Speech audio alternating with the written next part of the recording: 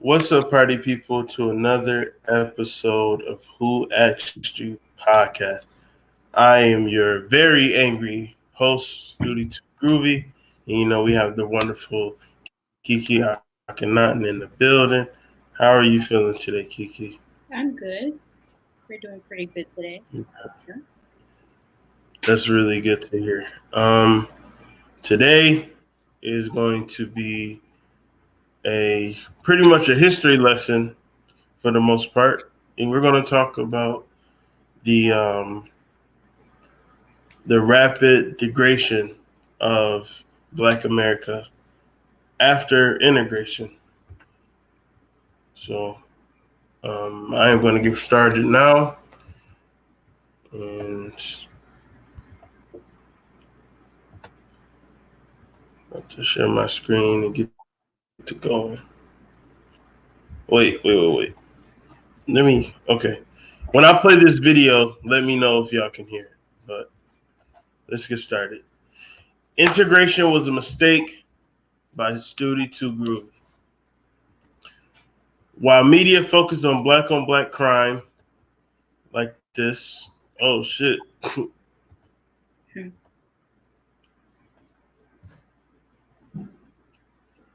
I don't know why it's doing that.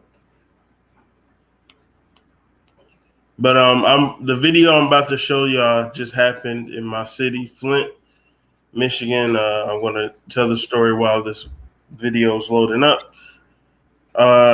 A security guard was killed by two other black people, a woman and a man, because the lady got upset that he was doing his job and telling her, I believe, not to come in the store because she didn't have a mask on.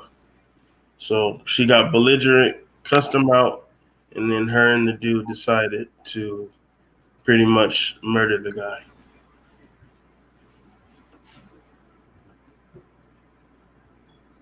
And the video was supposed to be right there. Yeah, and I don't understand why it's not working. There it is. Okay, here we go. Let me know if y'all can hear it or not.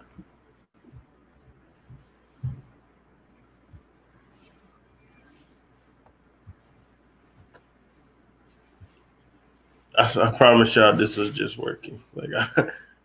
I really don't like this. 3 people have been charged in the fatal shooting of a store security guard. Police say the victim was Can y'all hear that? for enforcing a state-mandated face mask policy. Laura Podesta reports. A Family Dollar store in Flint, Michigan became a murder scene on Friday. Police believe a security guard, 43-year-old Calvin Munnerlin, was fatally shot in the head after he told shopper Charmel Teague that her daughter had to wear a mask before entering the store. The daughter did not have a mask. Charmel did have a mask, but the altercation ensued, and we believe she communicated with Larry Teague and Ramon Bishop, and they returned to the store, and the shooting occurred. Genesee County Prosecutor David Layton says his office has authorized felony warrants against the 2 men involved. Charmel Teague is reportedly under arrest. The community is now remembering the life of Munnerlin. When I found out what had happened to him, it really broke my heart because I know what kind of person he was. A candlelit vigil was held Sunday, and this memorial was created yesterday outside the Family Dollar store. Laura Podesta, CBS News. Now that was on the news, right? Mm-hmm. But what about this? What about this? Rest in peace to that man, and those 2 people should definitely be arrested. Now this story, I don't know much. I just What street is? What were you saying? I said I don't know much about this story right here. I just seen it today. Yeah, black people are still being lynched. This guy that's about to get murdered, he was a veteran. Yeah. I just know like it looked like they were tasing him in the end, and then a police officer or somebody was covering their face because he noticed he was on live or something. Yeah, let's just, no, he didn't get tased. He got killed. He got gunned down. Yeah, they killed him. Oh, okay. It sounded like a it's like somebody really was tasing him though, like multiple times. Nah, Too. those are multiple bullets hitting his body. Ah, okay. But yeah. I'm finna park this motherfucker to get the fuck out. On baby, what's this, Michigan and what? Michigan and what? Ace? I'm finna park this motherfucker at Ace. On 62nd in Michigan? Somebody come get my stupid ass. Please come get me. Please come get me. Please go get me. I'm on 62nd in Michigan. I just parked this motherfucker. I'm gone. Please come get me.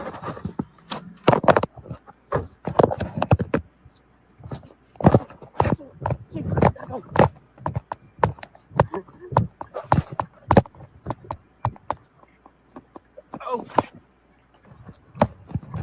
What you say?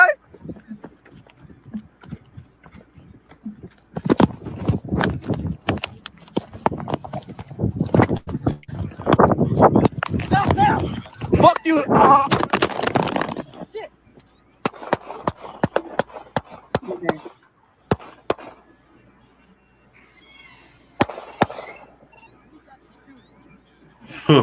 It sounds more clear now in this video. Yeah. And that sounds like actual gunshots. Fuck. Oh my god. Oh my fucking god. The first parking lot over here. Go through the light right where you are.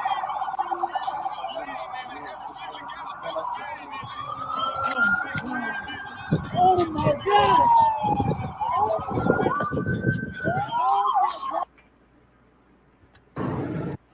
Now, for one, they're not really supposed to shoot anybody unless their life was in danger.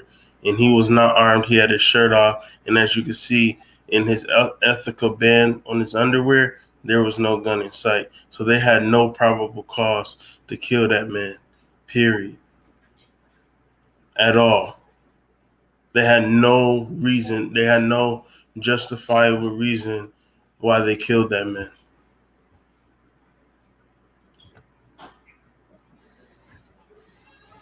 We still being hunted. Now, if y'all don't know, well, I'm gonna let the video speak for itself, and then I'll talk.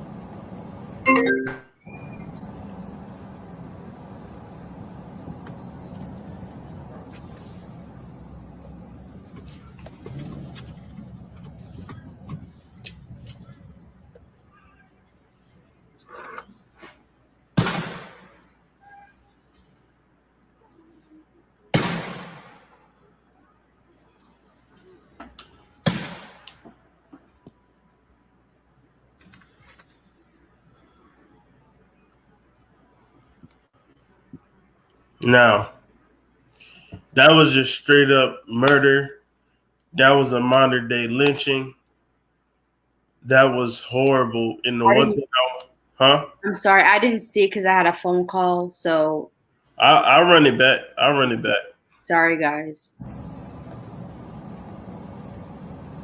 It needs to be seen again anyway. Because I'm tired of black people telling me that this is post-racial and I'm racist. Tired of it.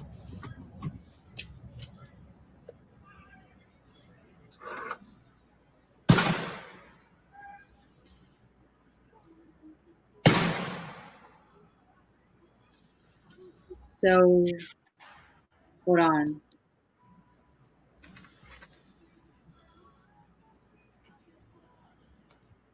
Now, what y'all just witnessed is another murder. And these ain't happening. This is in May. Both of them is in May. Like this, if I'm not mistaken, this week for both of them. Now that guy, his name was Ahmaud Arbery, and he was jogging, and they saw him and they followed him and attacked him and confronted him. And one thing I do want to say before Kiki, before you give your opinion on this, that man fought for his life though. He ain't go out like no bitch. He ain't scream out for help. He fought. So I say rest in power to him, because he fought. Again, it took two people shooting at him to get him down. That's how powerful we are. But go ahead, Key. Sadly enough, I don't really have much to say because it's right in front of us. There's really not that much to say on this. Well, at least I don't have anything to say about it. Because we see it all the time. We should so I can clarify, as we fucking should. So it's kind of sad that I have to say that I'm used to it. I don't want to say that, but it's the truth. It's numbing, right? Yeah. How many tears can you drip? Yeah, I feel that. How many tears can really fall when this happens every year? We still being harassed.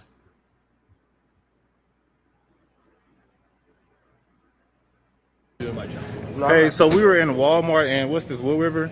Yeah. And Wood River, Illinois. This officer right here behind us just followed us in the store. You just video. He said we can't video, but he just told us we're on body cam. He just followed us from outside, told us that we cannot wear masks. There's a presidential order, there's a state order, and he's following us right now to the store. We're being asked to leave for being safe. And this is what we're doing right now. I'm going to upload this as soon as we leave the store. This is the officer following us out of the store for absolutely no reason. If anybody knows, anybody's watching, the coronavirus is real. This guy is following us. There's more people, but he followed us from outside. From outside, he followed us all the way in the freaking store just to follow us out of the store. That's him. We're wearing masks. There he is. We're getting kicked out of Walmart for wearing masks. Are you serious? Hey, so coronavirus is real. This police officer just put us out for wearing masks and trying to stay safe. Hell no. Fucking piece of shit. Yeah, that's fucked up, right? That is. That's fucking He say it's a city law. We can't I am wear putting this on. masks because It's of the going virus. viral right now. I'm going to put this on every social media platform. Yeah. So They're wearing masks because they're obeying the law. Our governor in Illinois, even mind you, our governor in Illinois, because he said Illinois is getting sued, so we're wearing masks because that's the law. So I don't know if the police officer doesn't know the rules, even though that's his fucking job to know the rules. it's just a power flex, you know? Mm-hmm. It's a power flex. And it's like, no matter, it's almost like, I've been trying to tell people all the time, I argue with, and it's always black people. Yeah. Like, I always argue with black people, and they always say, well, it's the way that if we acted right, and if we didn't do this and we didn't do that. And I keep telling them, it does not matter what we do. It don't matter how we talk, what we dress, what our background is, none of that. We can code switch, which is when you act proper or white around white people so they don't get afraid, like feel intimidated. We can do that all day, but it don't fucking matter. You're still a Negro to these people. We're all the same to them. I don't understand why that's such a hard thing to understand. We can act any kind of way. It's not going to change anything at all. At all, period.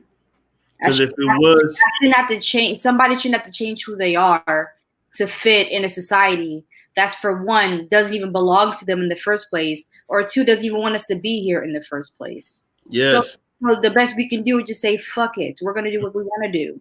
exactly. And we're going to get into that too. We definitely going to get into that. We still being brutalized. I have to show these videos because I'm trying to tell you, more black people argue with me about racism than white people do.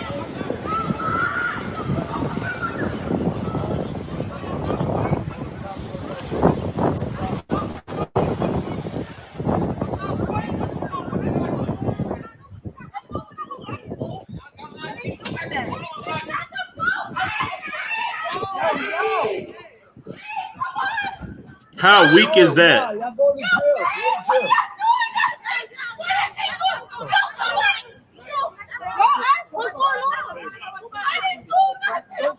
And look at it. Why is it a black woman approaching them cops to save that man? And look at that pussy needing a weapon. What you flexing for? And look at him. Don't flex. Look at this black man being a coon catcher. Look. He ain't even do nothing. He ain't even do nothing. Look. He ain't even do nothing. He pussy. That nigga pussy. Now they got the power to. All right, let me shut up. He got all that. That's right.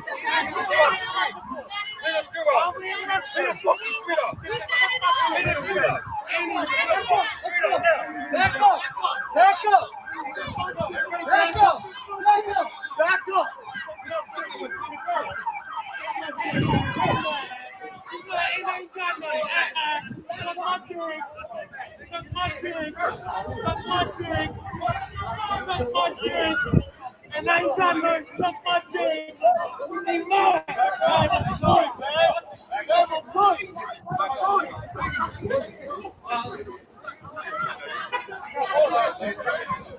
I'm about to just, yo, I got it uploading right now. It's uploading right now, nigga. It's uploading right now.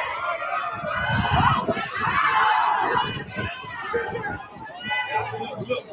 They acting crazy, man. 6 feet, right? Back up. Never have I seen so much of abuse of power.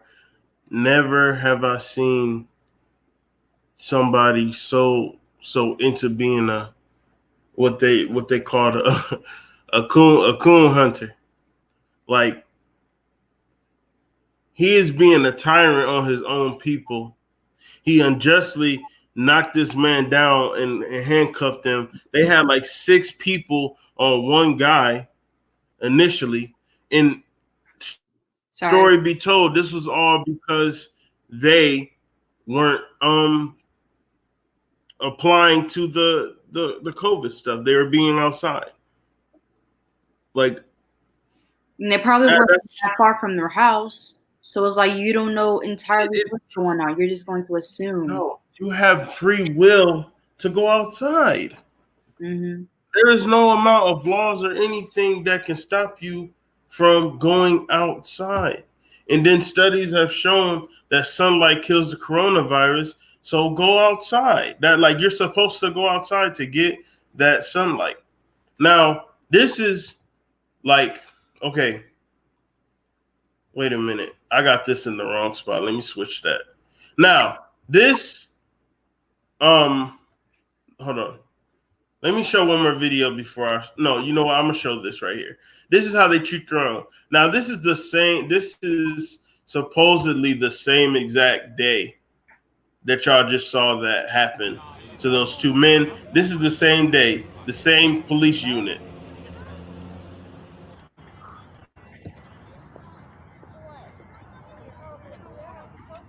He agrees, but he doesn't want to.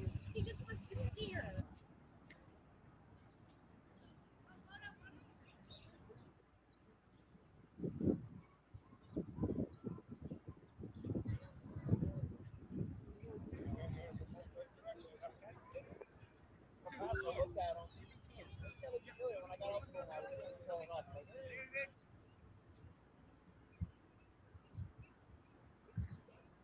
Yes, we had about 1,000 masks here in the park, and we gave them out in about an hour.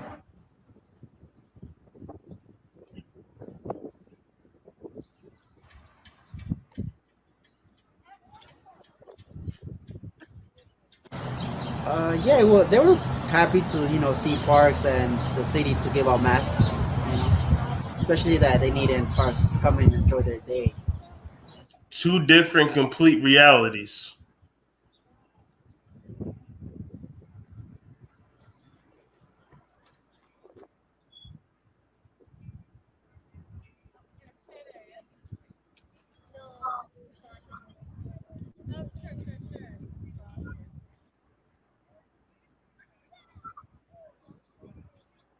The birds is chirping. They giving mask out. Dancing, twirling. All types of happy-go-lucky shit.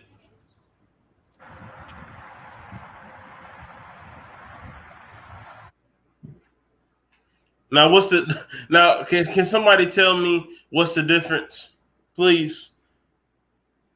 Like, why do we get beat on, smacked around, fucked over, and they get masked and free reign?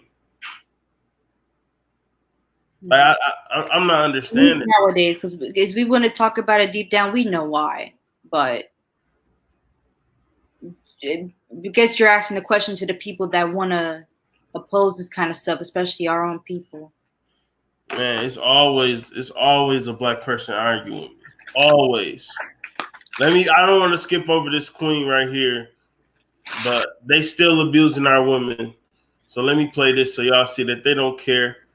This is in Birmingham. They don't care.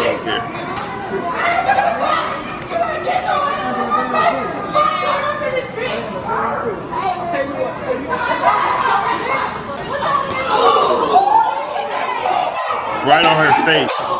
And look at all these men. Let me say this.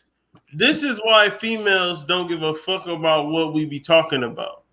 This is why females don't take us serious, because she literally just got slammed on her face and y'all did nothing. Y'all did nothing but just watch and film like we always do, but we do nothing. Like, y'all literally just watch a grown man pick a girl up with her hands behind her back and slam her on her face. And y'all did nothing.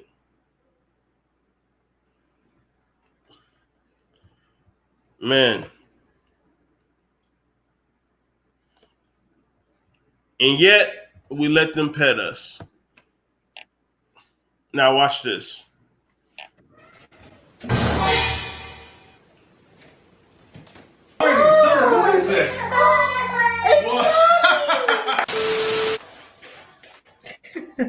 Guys, I am being silly. Hey guys, this is a different look. I know you guys have been wanting to see my natural hair for so long. Well, first of all, because of the quarantine, obviously I can't get it done again. So I took it out and I'm going to get my hair done by myself. I got some, you're gonna see what I do when I do it. It's gonna be a surprise for you guys and also for Derek and for you guys. Saturday morning, Summer's in the bathroom. She's going pool party. That's what she called it, pool party. And then Derek is in the living room. Who knows what he's doing? But I had a cover on my head.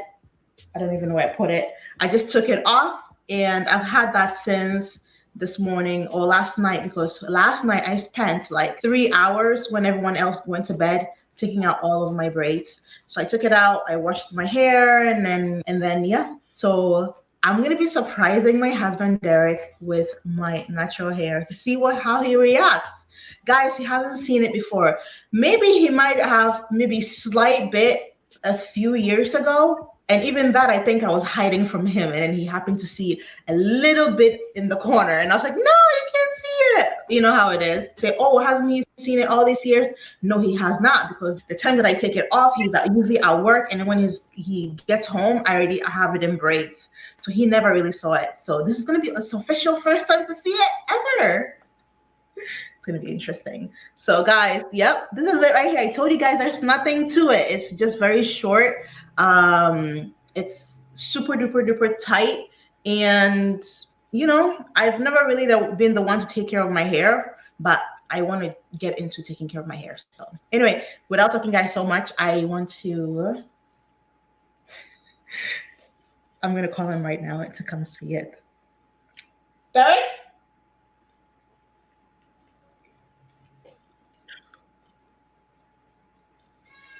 Derek? He's got to hurry up before Summer comes out of the bathroom. Derek?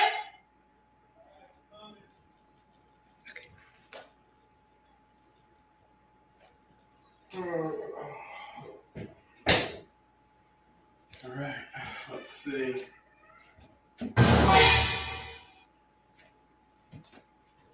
What? Babe.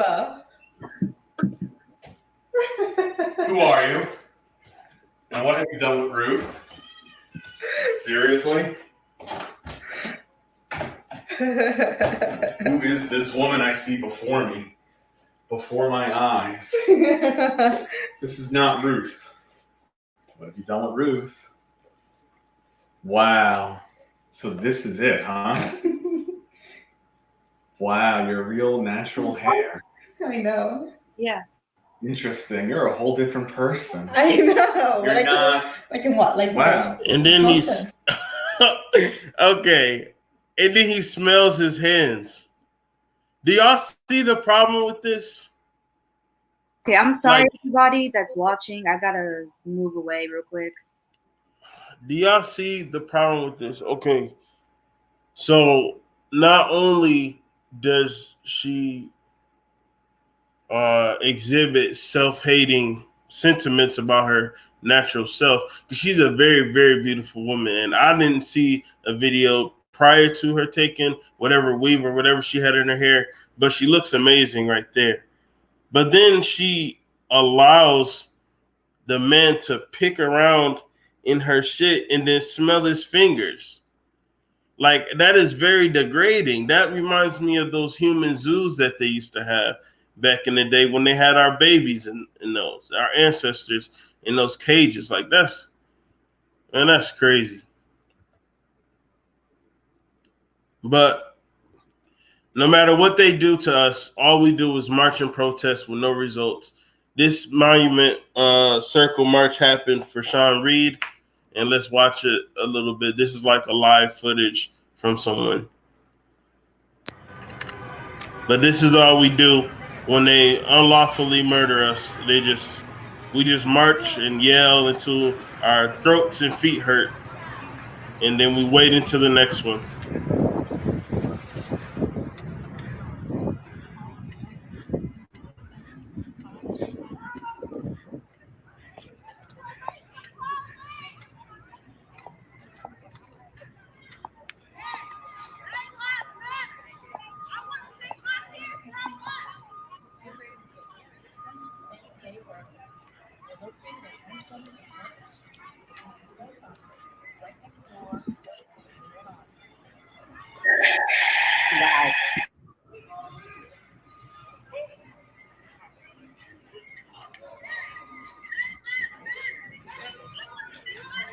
I'm on Pennsylvania and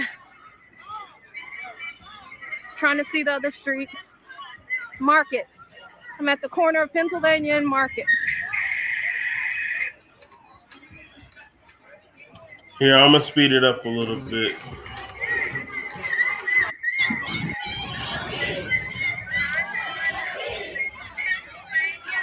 How long we been saying this though?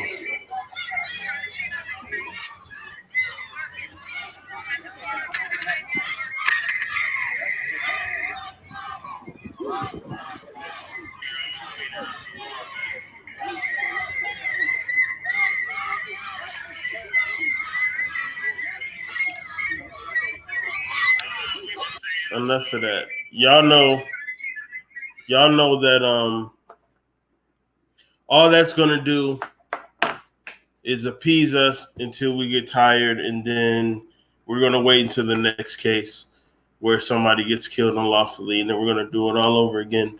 Like I said, rest in peace to Sean Reed and condolences to his family. That was really fucked up. Plus, I want to make a comment on this. Black people, y'all kind of disgust me a lot because in that Sean Reed video, if y'all see the comments, a lot of the people that he knew was saying, "Oh, you're going to be a body," or "Oh, you this," "Oh, you that," or "Oh," and make like laughing emojis and all that stuff.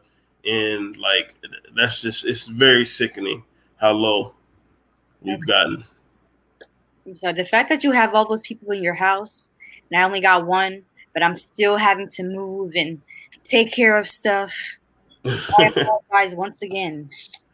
Nah, you good. The people getting the message. More black people have been killed by cops in 2015 than were lynched in the worst year of Jim Crow. Please go to BLEAUSA.org and read that article. It's very important. I got this picture from the article. It shows that 2014, there were In 2014, Laquan McDonald and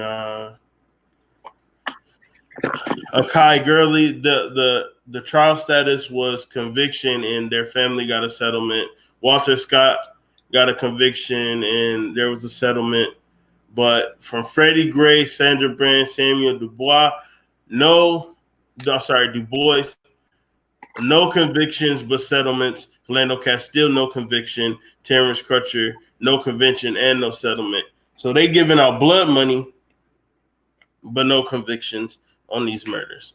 And before I continue, I am not anti-police. I am not anti-government. I am not a black extremist at all. I just highlight what's the truth in this whole thing, especially this next part in the presentation is about why exactly integration was a mistake. Now, we just look, all them slides, I showed y'all those slides to showcase the symptoms of the integration. Now, let's see how life was before we got integrated. And we got a lot of these historical videos for y'all tonight.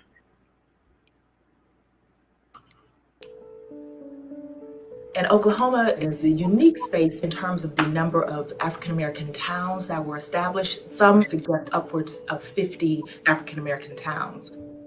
Between 1924 and 1928, Reverend S.S. Jones was going around documenting this sort of self-determined, vibrant African-American communities. You see the African-American educators, doctors, lawyers, landowners, oil barons. And I think that's what's so remarkable about this footage, to think that individuals, how many years out of slavery, are now owning oil wells that are producing 2,000 barrels a day. Is that not the ultimate American dream? Is that not the ultimate American story?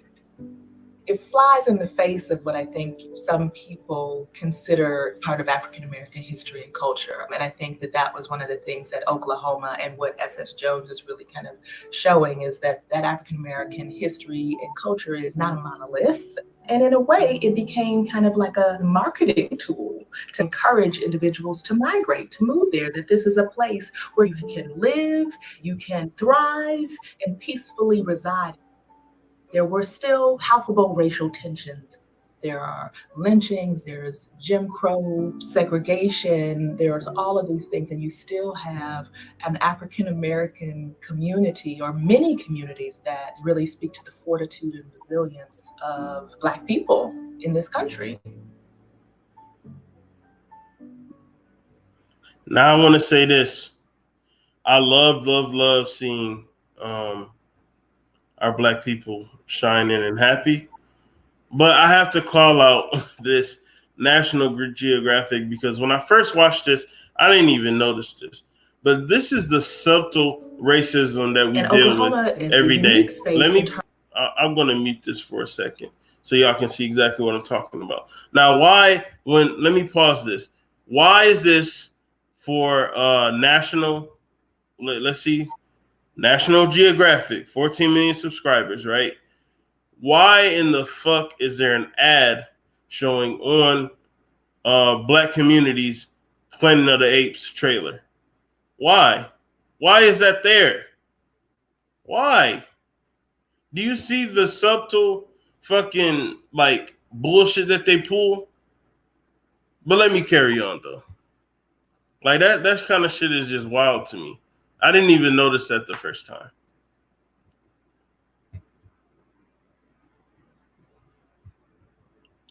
Wait a minute. Wrong fucking video. Okay. Before integration part 2.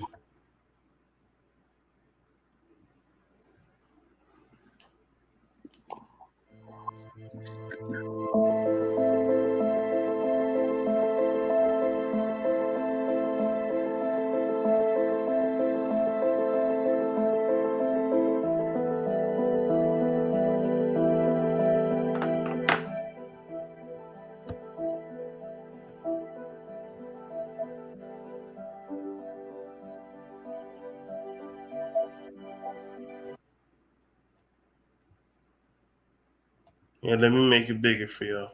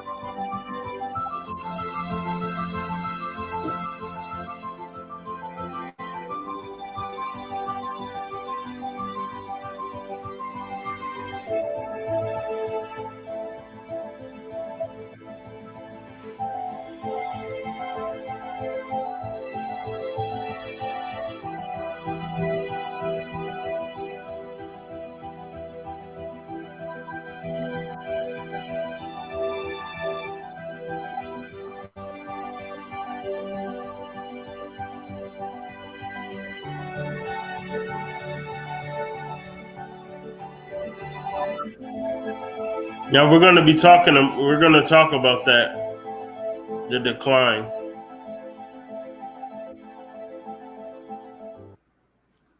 We're gonna be talking about that. Now I have another video in this part 3, and then we're gonna start going more in the ages. This is another 1920s archive footage that I found of our people.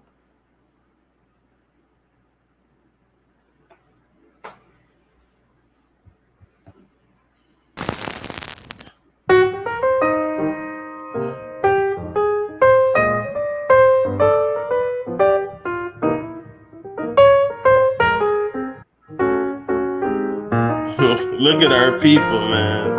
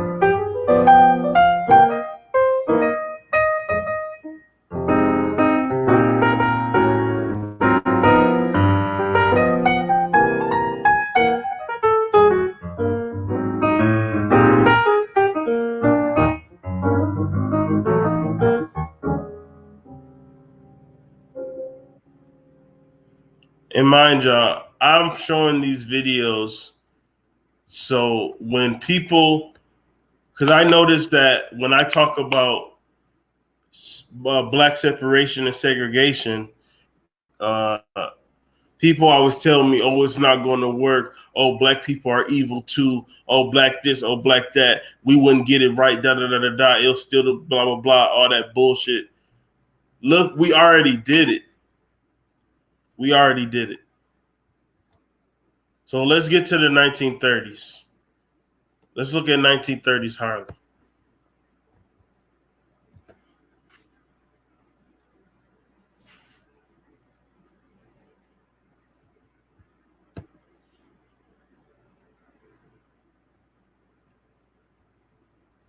Hold on, let me extend this for y'all.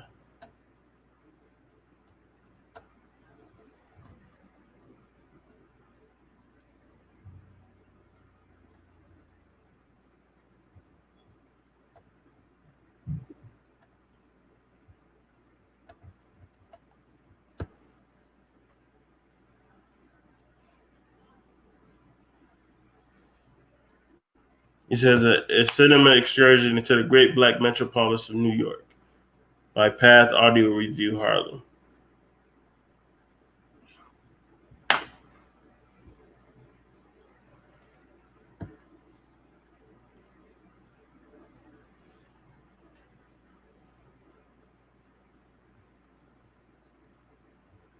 Yeah, let me fast forward that because I just want y'all to see how bustling and great we were.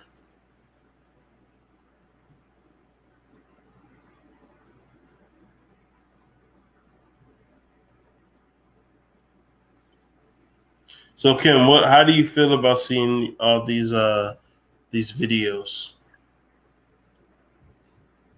Like the positive ones, like right now as we speak. Yeah, the positive ones, the ones that showing us us bustling and being prosperous. I really wish that this was us right now. Wish it is. Just wish it was everybody because it was damn near almost everybody here around this time. You know, now some of us don't really want to do anything, or they feel like they need somebody else to help them in a way. And we can do it. It's not impossible. So if Right. we get everybody to just be on the same page because it's possible. It's not like we've done it how many times before in the history? How many times? That's what I'm saying. Yeah. So what is the problem now? Yeah. And why are we like, we're too busy worried about the other party? Let's not do that. Let's worry about ourselves. If the other party has a problem, we might have people that can help us deal with that problem. Facts. So what can we possibly do? But not gonna Black Wall Street, we can do it back. Whatever we can fight back at this point. I'm trying to look. We act like we're the only. We're acting like we're the only black people on this planet. Like African Americans act like we're the only black people on this planet, and we're not. There's black people everywhere, and we reproduce the most on the planet. We just got to recognize our power, and it's not about taking over the world. It's not about hurting other races. It's not about none of that. It's about being great too. Shit. Just wanting to have a decent home and eating right. Yeah, like that's it. It's not. It doesn't have to be big. Just being like, able to have a nice life. Can our parents like look at that? He in the salon. Look at that. Look at that. I love to see it. Like, oh, I just got this book, y'all. This book just came in. I'm so happy about this. I ain't even gonna show y'all the book, but I'm happy as hell that this just came in.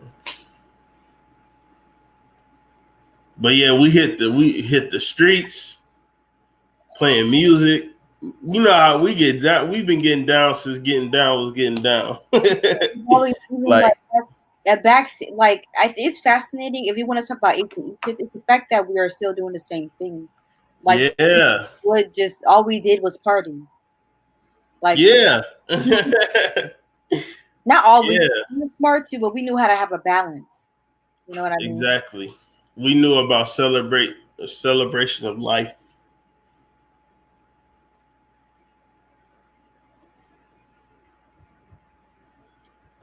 I'm gonna move on to the next video.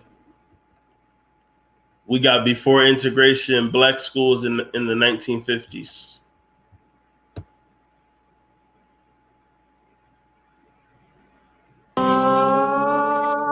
The mission that was being given to young black people as they were growing up was crystal clear. Get a good education and use it to better yourself and society. Education was an absolute must because you learned early that the one thing no one could take from you was what was in your head. So you tried to acquire as much knowledge, and education was just so important. I'm going to tell you, reading the white folks don't tell us to go to school and see to us going to school. If you learn yourself some sense, you got to be just a little notch ahead of them. If you have to lick that for your children, wash your clothes at night if they want them education given. Anybody can be nobody, but everybody can be somebody. You hear that? In these southern community schools, students were being taught reading, writing, and arithmetic, and values that in a few years would give a generation of young black people the skills and the commitment to sustain the greatest social movement of 20th century America. I can remember in high school, teachers saying to you that you're going to learn everything I know about this before you leave my class. You know, and because these teachers were also from the community, they could whoop you. they could do anything your parents did. You know, I mean, you could expect the same treatment that you would get at home. Even with these efforts, Southern black communities felt they were facing terrible limitations in their ability to educate their children. Black schools and white schools were separate and supposed to be equal, but everyone knew they were not. The school that we went to, we called them tar paper shacks. They were really wooden buildings with tar paper on the outside, and I'm gonna cut it off right there because I'll say this. We always expect other people to make sure that we're comfortable instead of making ourselves comfortable. If the schools weren't up to par, then a group of men should have learned carpentry and fixed them schools. That's my opinion on that. Anything you'd like to say before we move on? So far, no. Now, I found this very interesting documentary. I would like y'all to take the time to look this up and watch the whole thing. I'm only going to play like the first couple minutes or so, but this is an interview. These are interviews from a 1957 suburban neighborhood. And I'm showing this video to show y'all that the sentiment has always been the same, that they don't want us around. And no matter how much we sugarcoat it, I'm not talking about the few individuals who aren't racist. I'm not talking about the few individuals that aren't prejudiced. I'm talking about the majority of the Caucasian population in America do not want to integrate with Black people. And that's why we keep bumping heads. That's why we keep having issues. That's why they keep their foot on our necks. Now, what were you saying, Kim? I'm sorry. When I cut you off, I'm sorry. I don't remember already. Oh my goodness. Sheesh. Oh God. I hate that so much. Okay. Oh man. It's been a day. I'm sorry. So this is 1957. About 70. No. About 50 years ago or so. Which means people are probably still alive from this video. Yeah, definitely. My grandmother was born in 58. Yeah, see?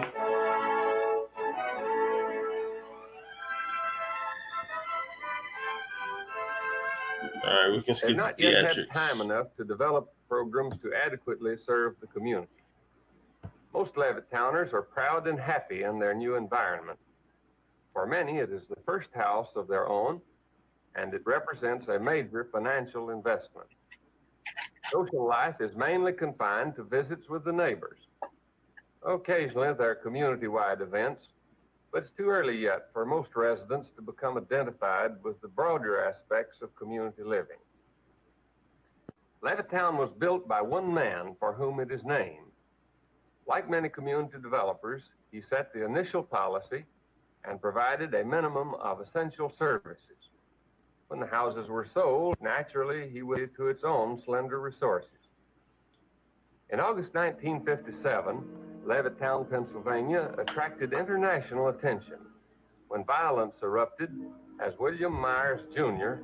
and his family moved into the 3-bedroom house at Daffodil and Deep Green Lanes. In almost all respects, the Myers family is close to the Levittown norm. They have Let me skip ahead to the interview. Of educating everyone. Okay. Relations count. To it. Why I began to hear on the radio and read in the newspaper that there was some disturbance around this home that these people had bought. What was your initial reaction? I was terribly shocked to find that there were people in this community who would be so violently opposed to it. I rather thought that everyone would just accept it as I would. Was the community prepared in any way for the entrance of the first Negro family into all-white Levittown? Well, there was an attempt by a group of ministers who formed a group called the Human Relations Council, and they were just getting started on their work. I don't know how they expected to ultimately accomplish the purpose of educating everyone, but I know that they had an open forum one time, and just within the last 3 or 4 months, and the results of it were published in the paper. Do you feel it was effective? No, I'm afraid it was just a drop in the bucket. Not very many people even read or were aware of the article or of the meeting that preceded it. Although there had been little interest in the formation of the Human Relations Council some weeks before, the Myers became the main topic of conversation for the people of Levittown within a few hours of their arrival. In the absence of fact and authoritative information on a situation like this, rumor and gossip sweep through the community. As the stories pass from one person to another, because hardly anybody knows the truth, what everybody is saying becomes the fact. Oh, I heard lots of rumors. I was busy telling people not to believe them. What kind? Well, that they'd been sponsored. Chiefly, I think people resented, after they heard this rumor and believed it, they resented feeling that some outside group had deliberately moved these people in, that they were sponsored and paid by an outside group to do this very thing.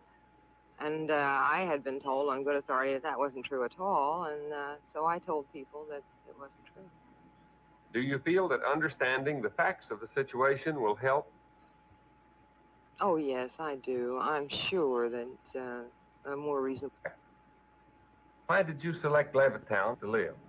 We were looking for a place to buy a home. We looked at Levittown, and we liked the homes here. We liked the advantages that Levittown seemed to offer in comparison to other cities.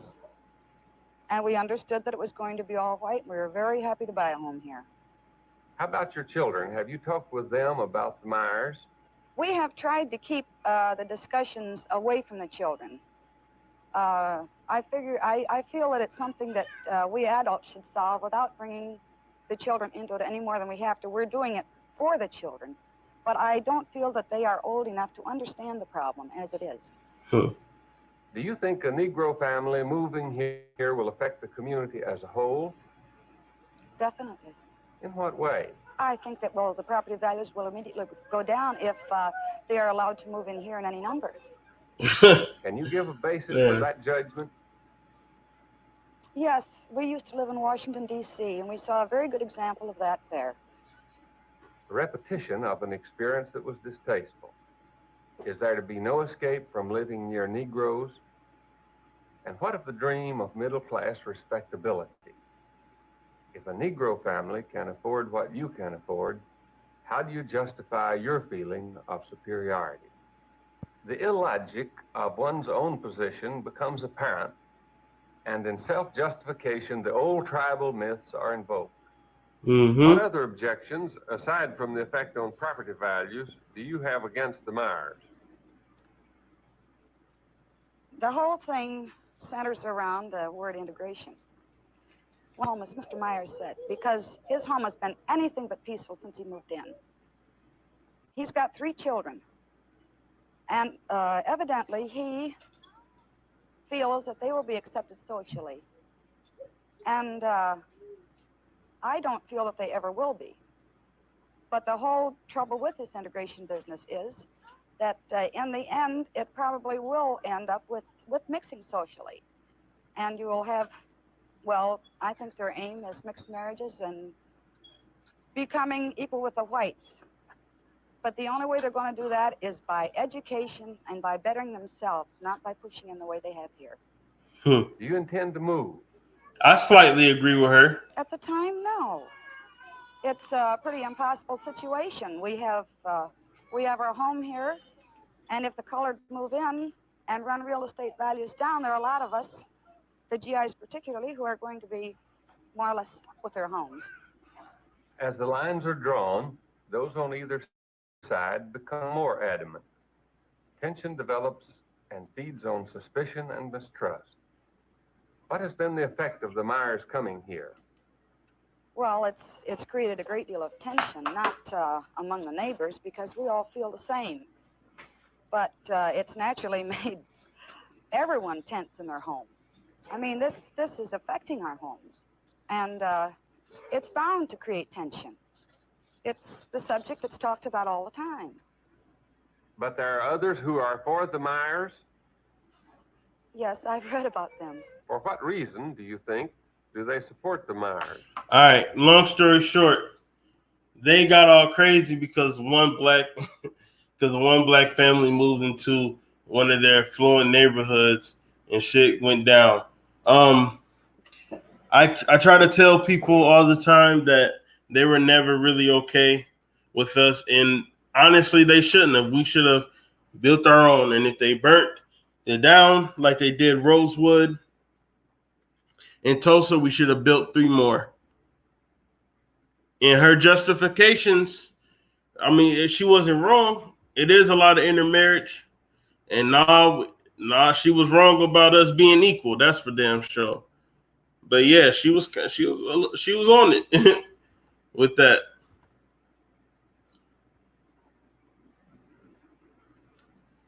Now let's skip ahead to 1967 to the Newark riots.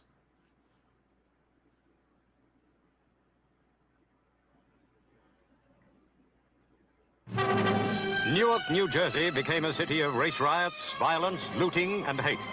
For 5 days, it was a battleground and a looter's paradise. Colored citizens clashed with police, National Guardsmen, and state troopers. 24 people were killed and 1,200 injured. Nearly half the city was in the grip of terror. The Newark flare-ups sparked similar riots in other American centers, with hatred near danger point between white and black extremist groups. You see that? Get that fucking gun on my There was an face. uneasy tension, punctuated by minor outbreaks after 5 days of bloody fighting.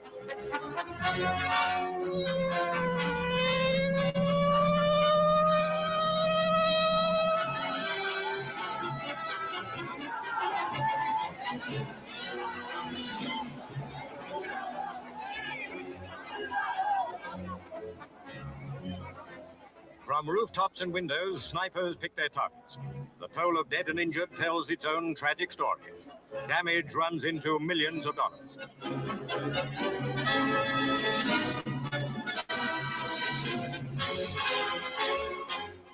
With the coming of the long, hot summers, for 3 years, America has had to face the tragic consequences of riots stemming from the slums of cities stretching right across the nation. Negroes claim they have waited long enough for equal rights. Militant leaders of some urge violence as the answer. This was one example.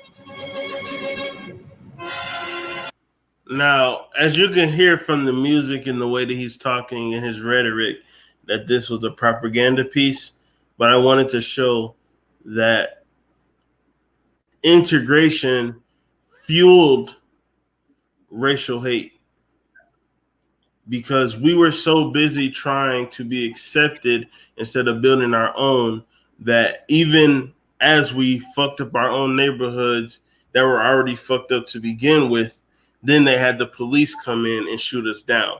And how did that help us? Didn't. It didn't. Exactly.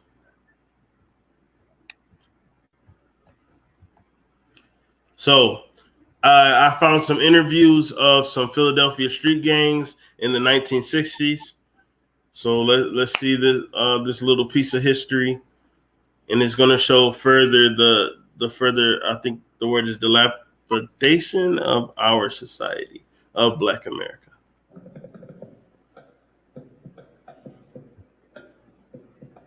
Let me skip the. Okay, this won't have any sound, but I just want y'all to see how we were living in the 60s.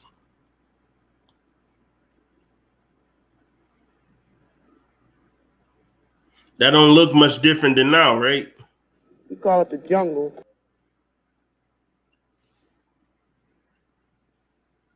Unfortunately, some of the sound got cut off in this video. Start jumping.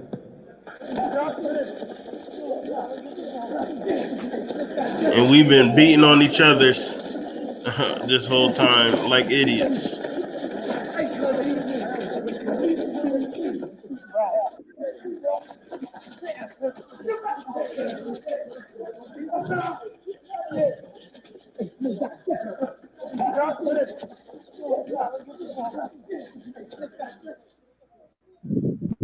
I can't go because somebody come try to take over my dirt.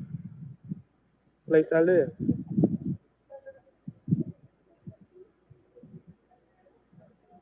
And because I don't want nobody bothering me, I guess that's why. I use game wars to protect my territory right here, to protect this area, the turf. That's why I game war. Oh yeah! Oh yeah!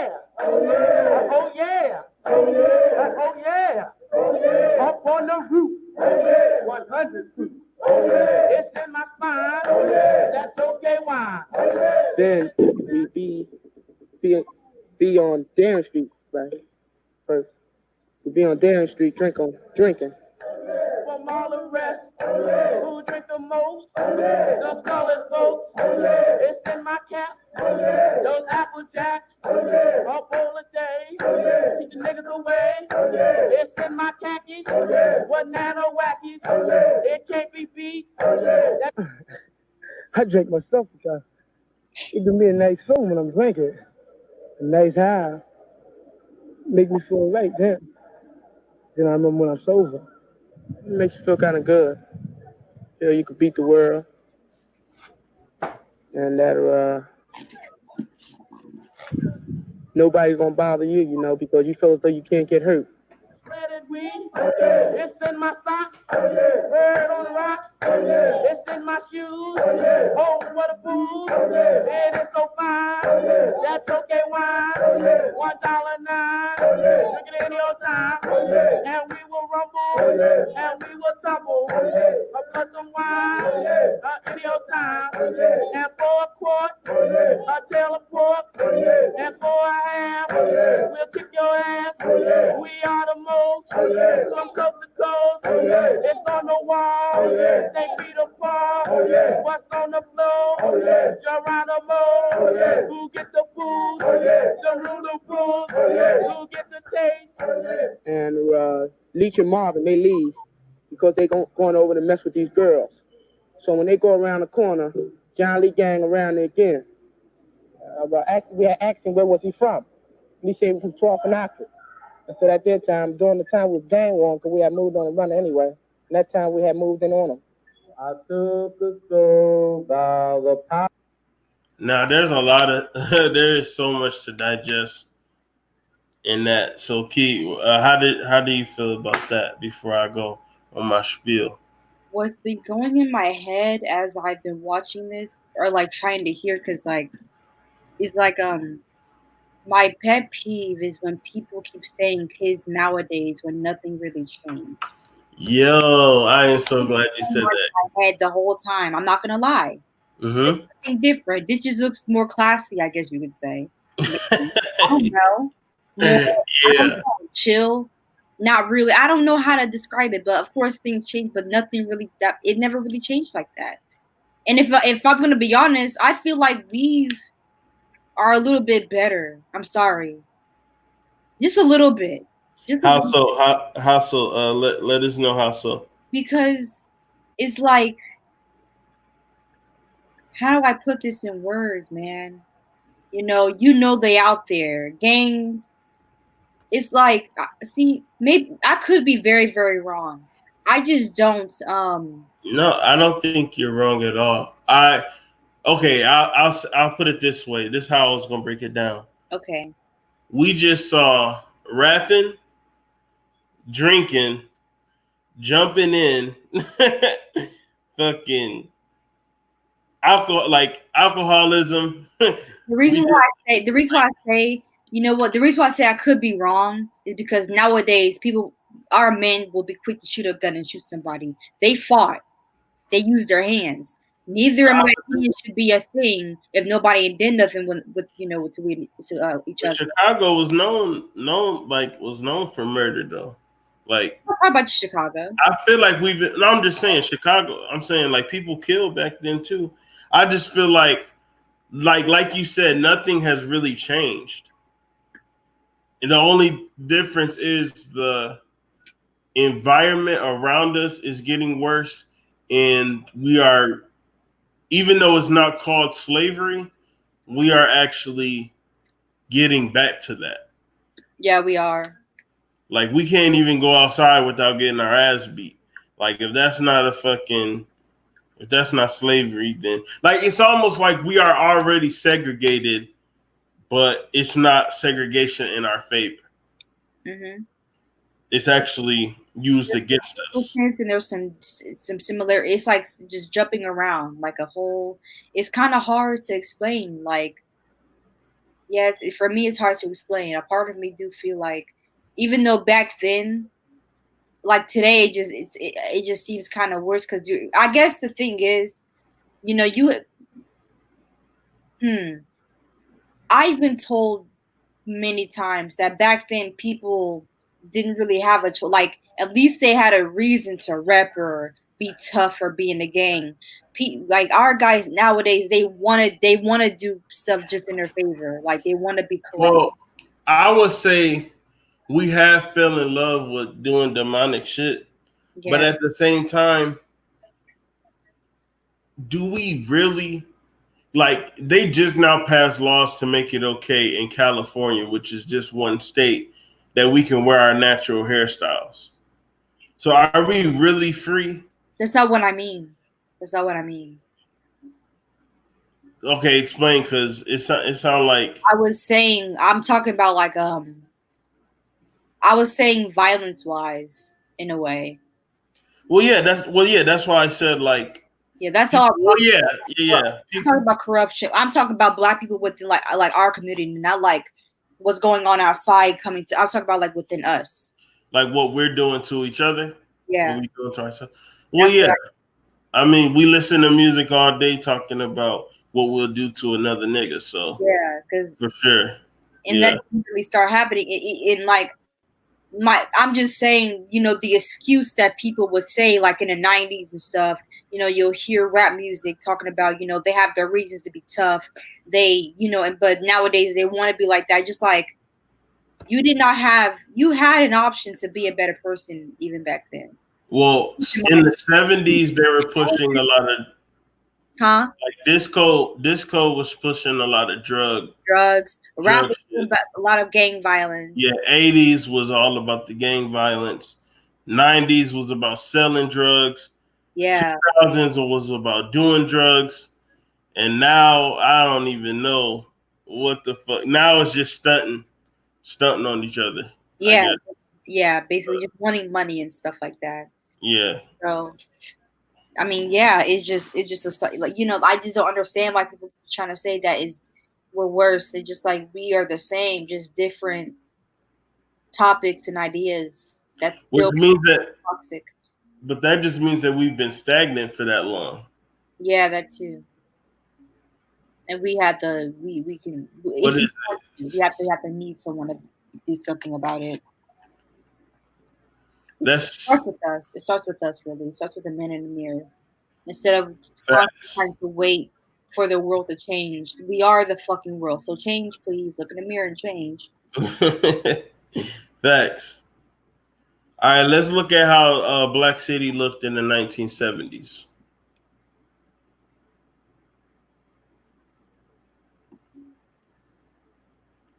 As soon as it feels like loading. Should I turn off the TV? If you can you guys hear that? I don't think people can hear that. Okay. Because I couldn't hear it.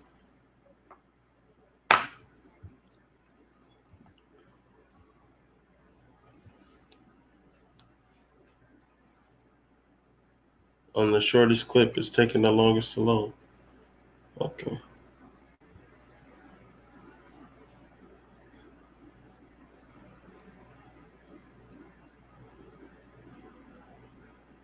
Always been homeless cripples on the street. Always been trash in the street. Always been fucking beat up ass buildings. Now let's go to the Bronx in the 80s.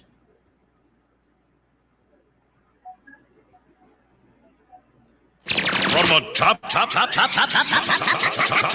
of the Empire State Building, 97.1 WQHT, New York.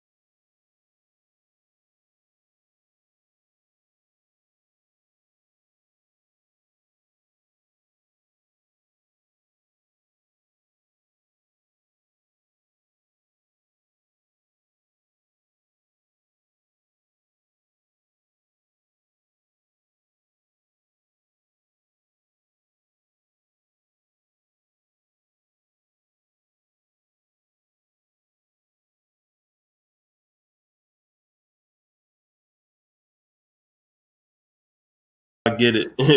Even worse, it's just more degradation. Trash everywhere, police, rioting, all that shit. It doesn't look different from today, actually. Just oh yeah, I'm gonna show you because after we show the '90s in Chicago, we gonna show. I got something. I got something to show everybody.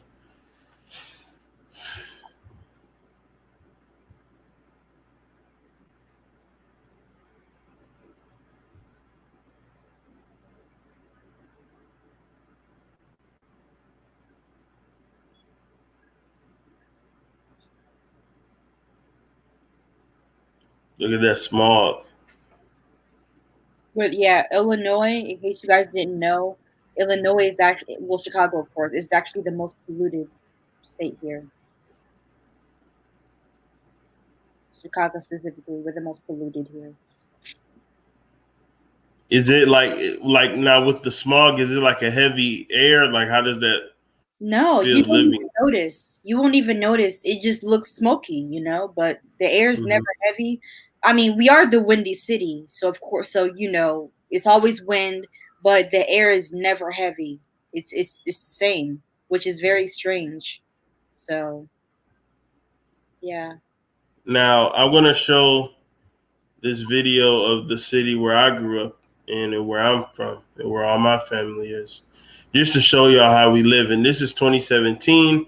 Of course, they've been starting to gentrify the area, going from downtown outward instead of how it was like all the money was outward and is getting pour inward. But this is pretty much how the city looks. The last time I was home, this is exactly what I saw. So I'm gonna play this video.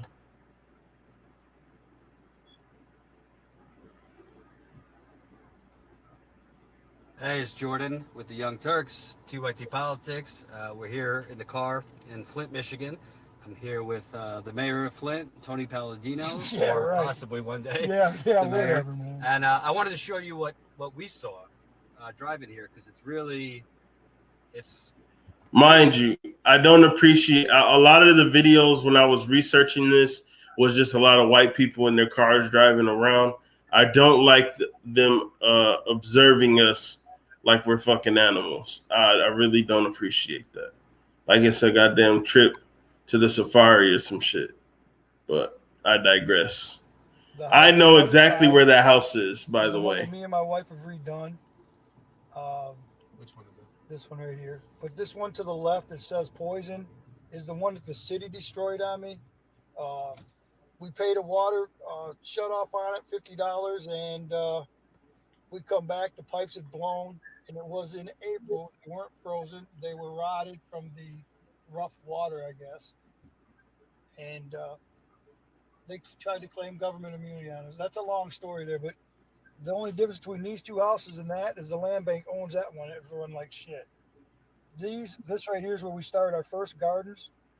I took this over from the land bank and told them we was going to use it for a neighborhood garden. They ended up selling it for $50 after we put all the work into it. Thank God the guy that has it or owns it, him and his wife are great people. They grew up in the neighborhood and they've maintained it. I planted that tree there back there. See how cheap land is though in Flint? Like we should be buying up land. This is Walnut in Washington. This is where we grew up. This house on the left was donated to the church, El Shaddai. right here. Yep. And in a lot of places, you see the lawn is just not been taken care of. Well, let's not forget that's a land bank lot. It should have been taken care of through the Clean and Green program that I designed. However, they're pretty select with what they do. Now, this corner house right here, Nancy and Bill live. Hold on, I'm gonna speed it up so y'all can just see. These were the two. We had these three fires and one on the other street not too long ago. This lady here comes from Monroe. Great woman. I've known her for a good 15 years. Frustrated because they say they're going to do this, they're going to do that, and they leave it go. And I mean, I think this house is a real perfect example of what we're seeing all over the place.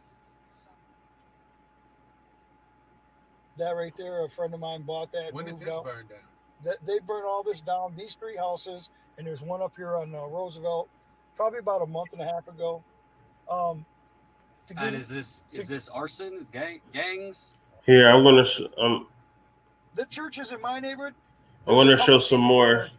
But as you can see, nothing has changed. Now, granted, It's the same you shit. walk 3 blocks that way, you cross the river, you're at Buick, you're at DuPont. You know what I'm saying? All these factories. This is Dan Kilde's neighborhood. New York is where he grew up on. You got some neighborhoods in Baghdad that look better than this.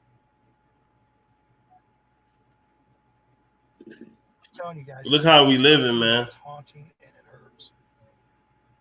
It hurts. Look at in the middle of that, probably one of Mott's trees that some kid living in went to Homedale, got these pine trees. They're still here. You know, they represented the education and the pride we took in. Now I'm gonna skip to the end because they start showing Down and doing what? the schools that's run down. $72 million to do what? Put a school in there, I guess. Let's turn right here. Man, it's crazy because they literally drive in. Robert T. Here's Kersey. The next street's Robert T. Yeah, they're close to downtown. You were in most burned out little. Why? Remember this? This behind this, they tore down all the old beautiful houses. Look at security already.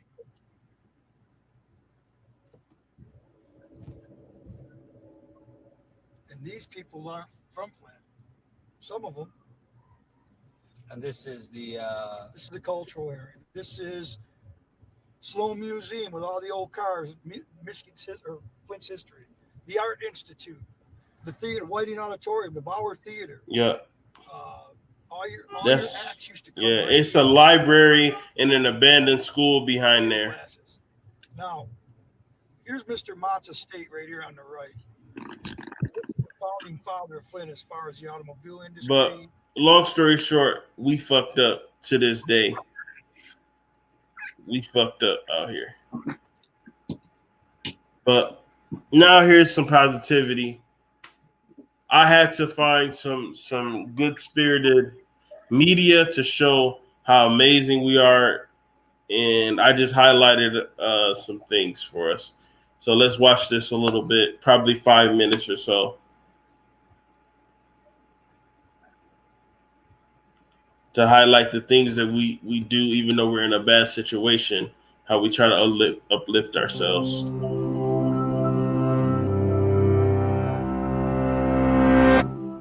This is the bop. The bop is a type of social dance.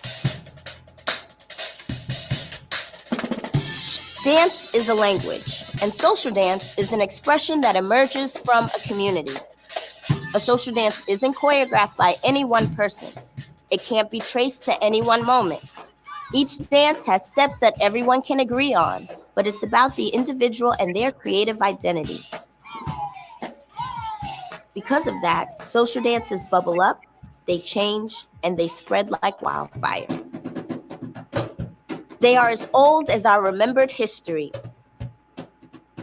In African American social dances, we see over 200 years of how African and African American traditions influenced our history. The present always contains the past, and the past shapes who we are and who we will be. The Juba dance was born from enslaved Africans' experience on the plantation. Brought to the Americas stripped of a common spoken language, this dance was a way for enslaved Africans to remember where they're from. It may have looked something like this.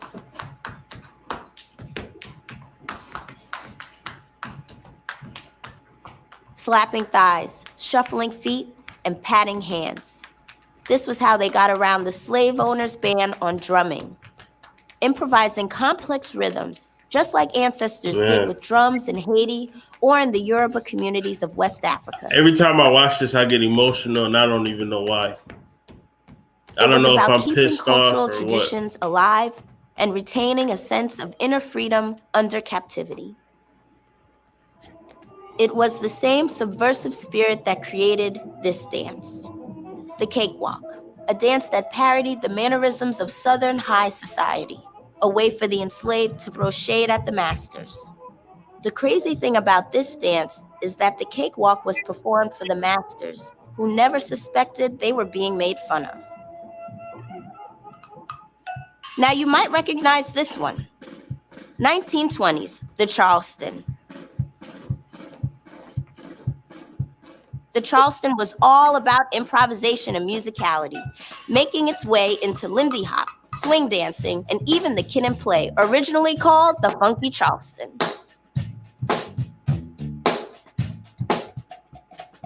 Started by a tight-knit Black community near Charleston, South Carolina, the Charleston permeated dance halls where young women suddenly had the freedom to kick their heels and move their legs.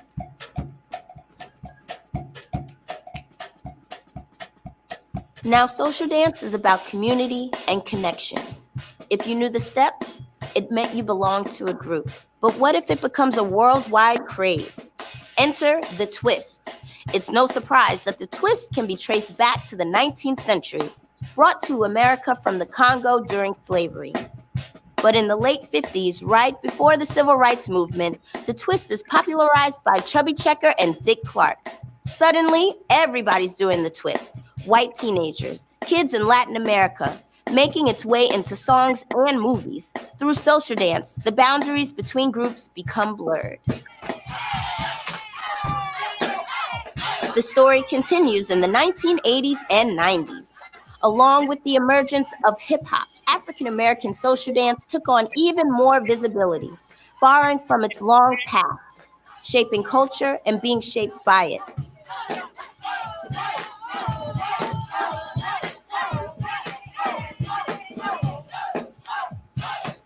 Today, these dances continue to evolve, grow, and spread. Why do we dance? To move, to let loose, to express. Why do we dance together? To heal, to remember, to say, we speak a common language. We exist and we are free.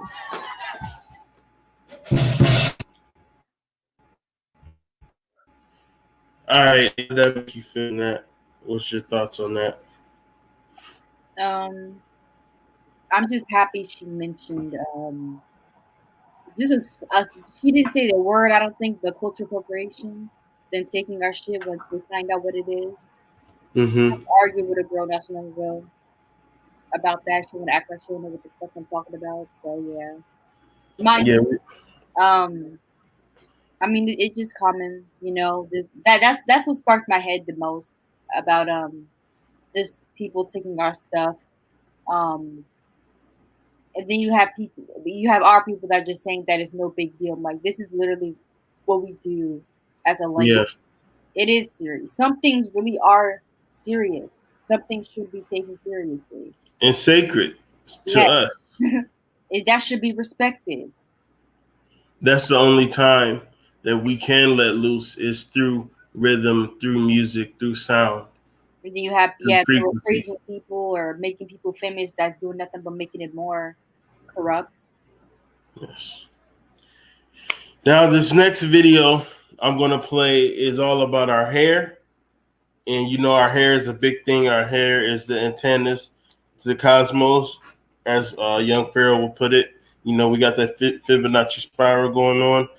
And all these cultures either try to mimic or hate on our hair and want us to cut it off. So I found this video where it goes through the styles of our hairs through the years, and I hope y'all enjoy this.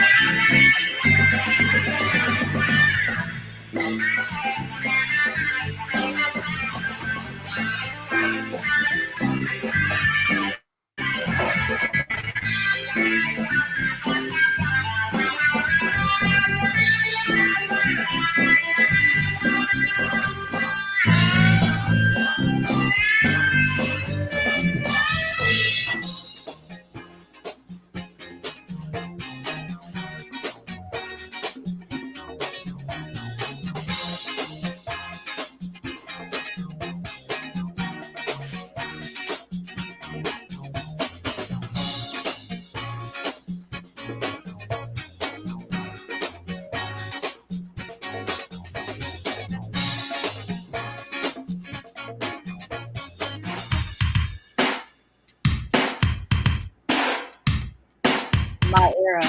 I wish.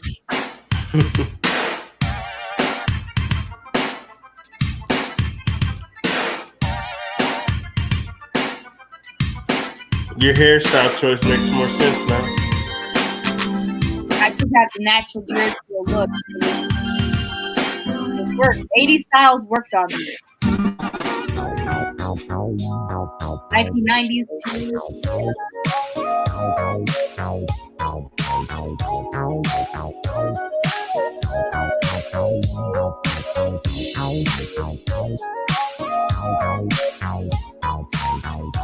Definitely.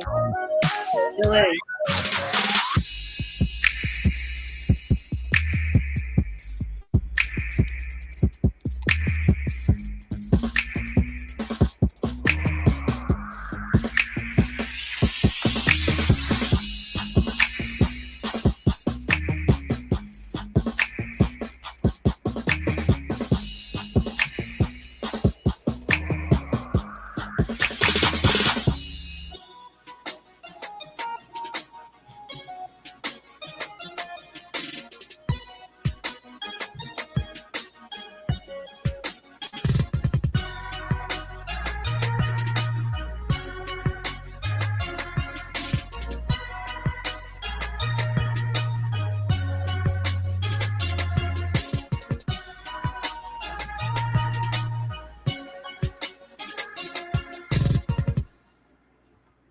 Now I highlighted black women, especially for the style, because I wanted to show all the types of beautiful looks that our beautiful women have rocked. Men, you know that we get swagged out. We know how to look good. We know how to look suave. But I feel like, especially with hair, black women need more reassurances that their natural look is beautiful. So, Key, could you expound on the video? I mean, there's not much to say. I mean, I was kind of in the air anyways. We're just very versatile. We're diverse. We can do anything with it. So. Facts. Now, I want to show a video of us through fashion, because we are fashion. Whatever we do, the world copies. And I'm specifically talking about African Americans. Okay. Play me something high, play me something low. Girl, you know I like the way you groove it. Play me something high, play me something low. Girl, when I'm with you, I hear some music. I get confused when you call me on the telephone. I know it's you, but it sounds like a song by Nina Simone. You got to know that your words go through me like a song, like some old vinyl from an early Shaka Khan. So come on, play me something high, play me something low. Girl, you know I like the way you groove it. Play me something high, play me something low. Girl, when I'm with you, I hear some music. Girl, you got class like a room at the Sad Boy Hotel. You got more sass than a dress on Patti LaBelle. Girl, you got style, yeah, and you know you got soul. Got so much smooth that you groove like Natalie Cole. Play me something high, oh yeah. Play me something low, something low, yeah. Girl, you know I like the way you groove it. Play me something high, oh yeah. Play me something low, something low, yeah. Girl, you know I like the way you groove it. Play me something high, oh yeah. Play me something low, something low, yeah. Girl, you know I like the way you groove it. Play me something high, oh yeah. Play me something low, something low, yeah. Girl, you know I like the way you groove it. Play me something high, something high. Play me something low. Girl, when I'm with you, I hear some music. Yeah. Play me something high, play me something low. Girl, Said I like the way you groove it. Baby, something high, something high, something low. But when I'm with you, I get so music. Girl, when I'm with you, I get so music.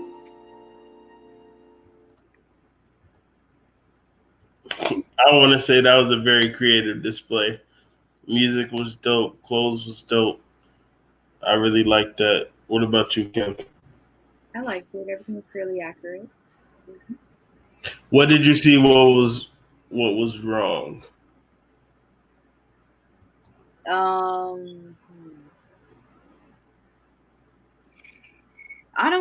don't think it was wrong, but I guess it just wasn't enough. Like there was way more spontaneous styles, especially the last one.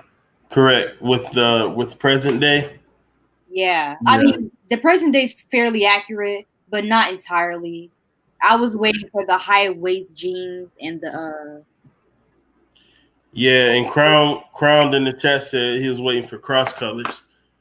I don't think that.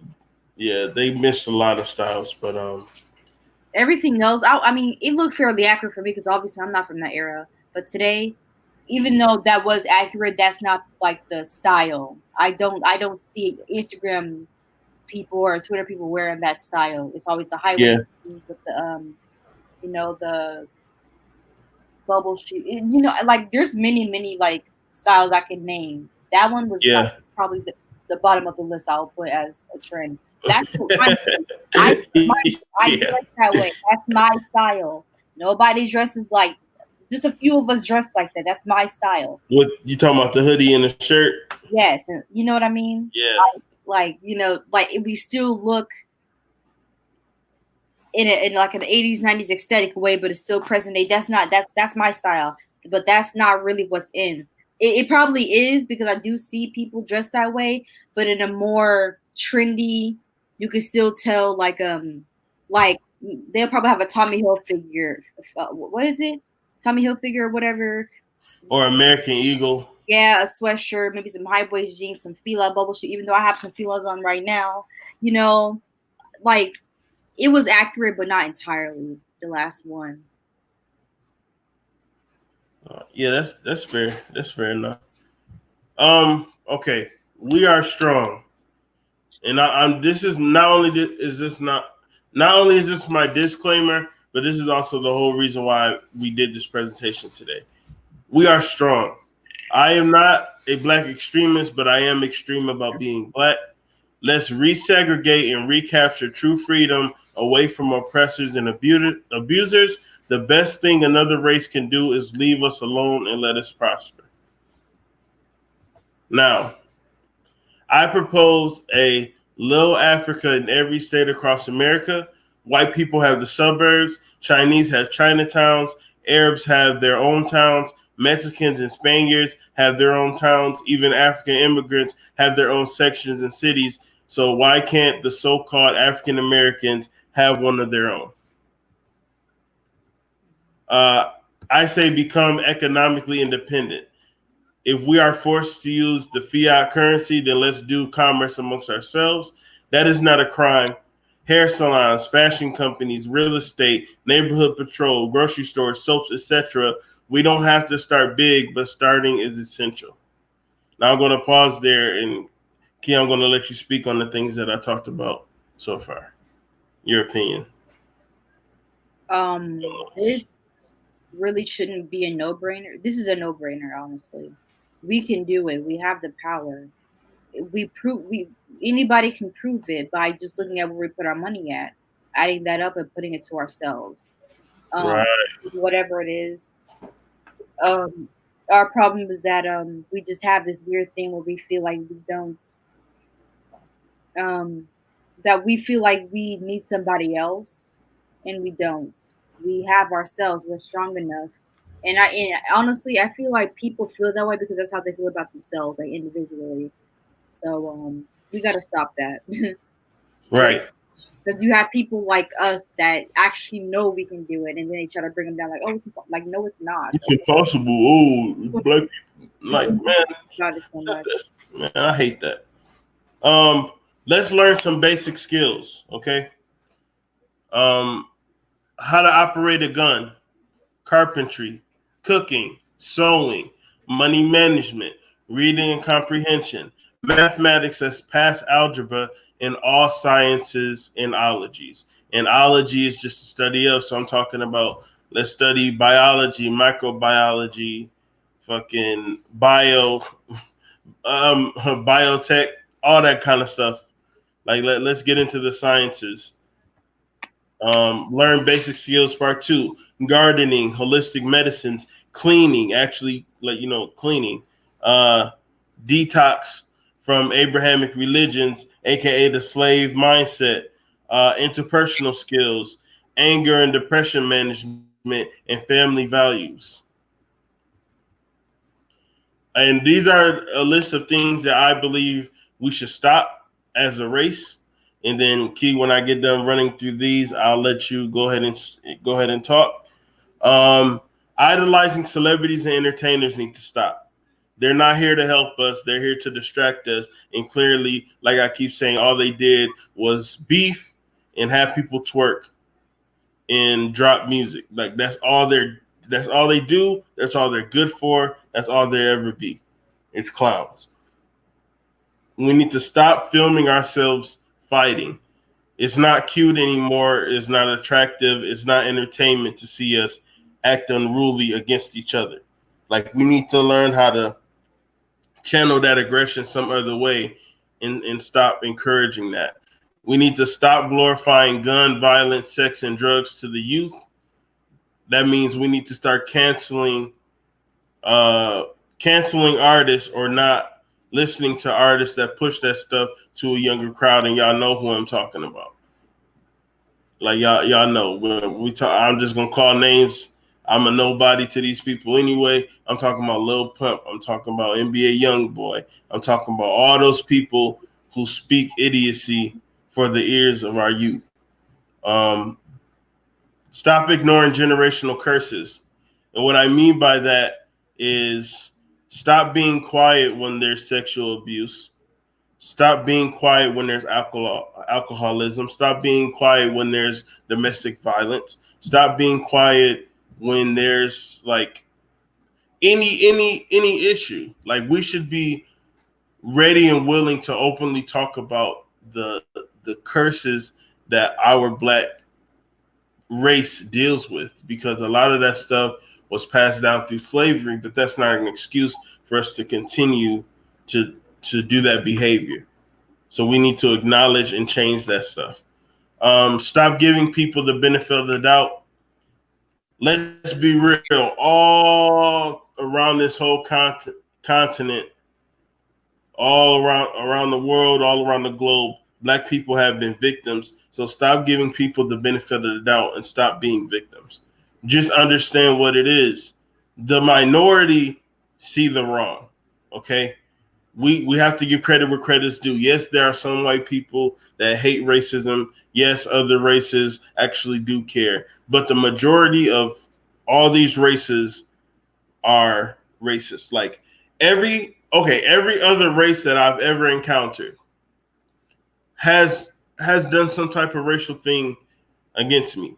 Like, white people for sure. I was chased around and called nigger when I was 17 years old in a trailer park. I've been followed around in the store by Arabs.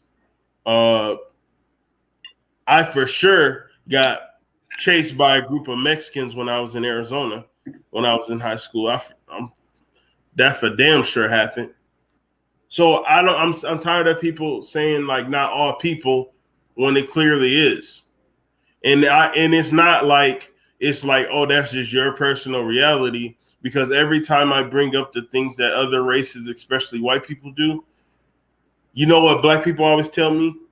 Well, I got gun put in my face, or oh yeah, I got da-da-da-da-da. Like that justifies, like, just because they're doing it to everybody, I shouldn't have a problem with it. We need to stop doing that. And we need to stop. That's a typo. We need to stop not doing background checks on the people that we follow. And what I mean by that is, like, okay, I was watching, I don't know if y'all know this rapper, his name is Daylight. I was watching him, and he was literally on live with Brother Polite, and he's a known scammer.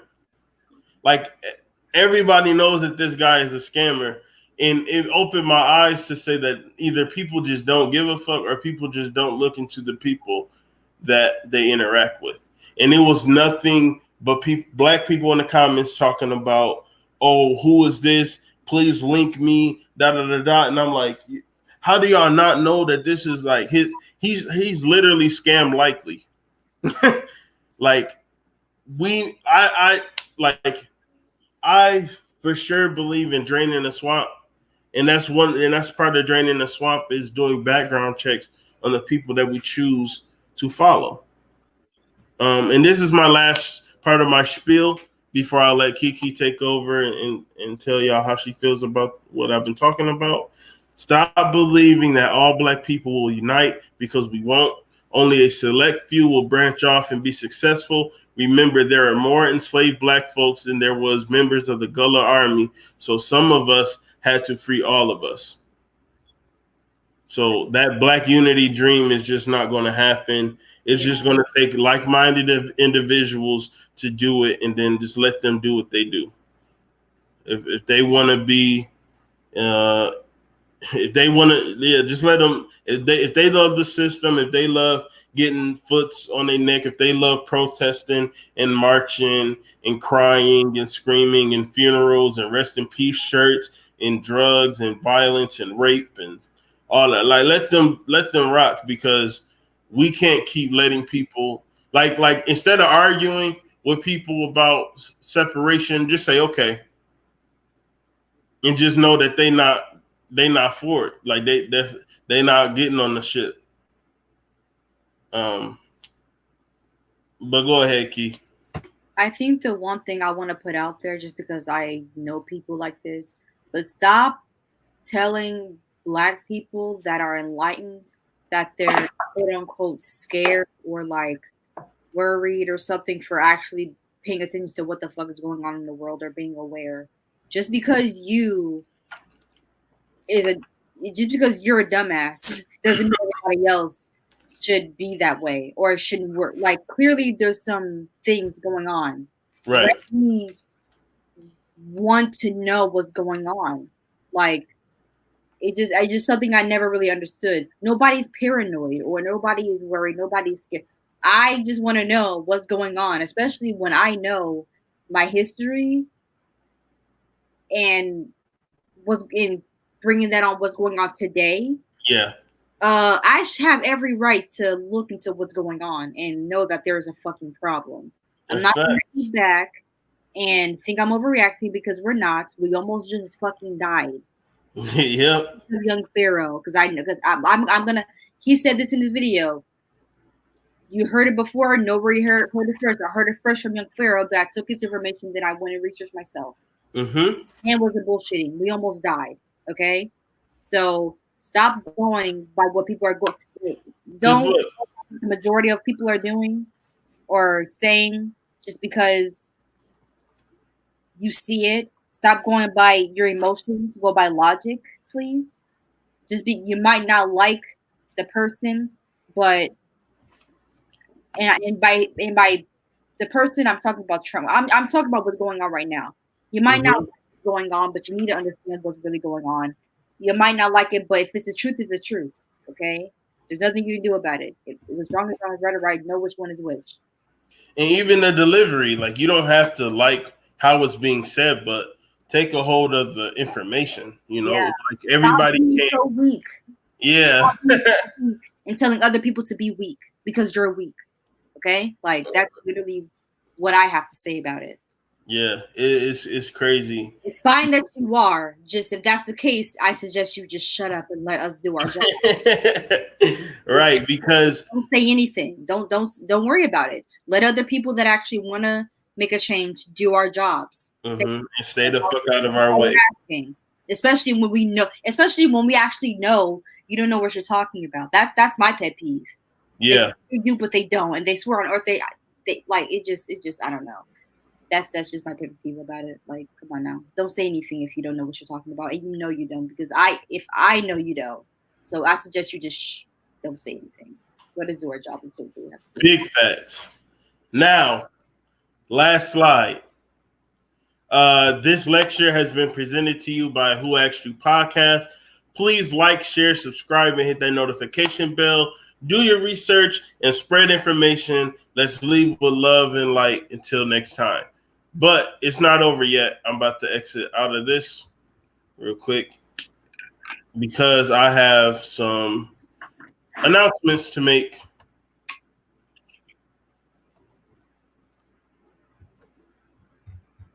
Soon as it unfreezes.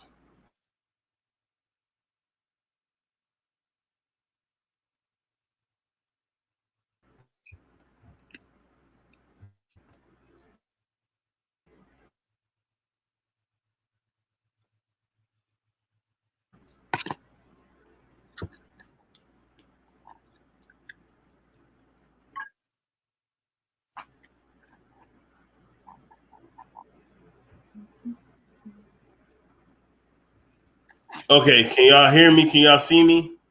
Or am I still frozen? Y'all can hear and see me?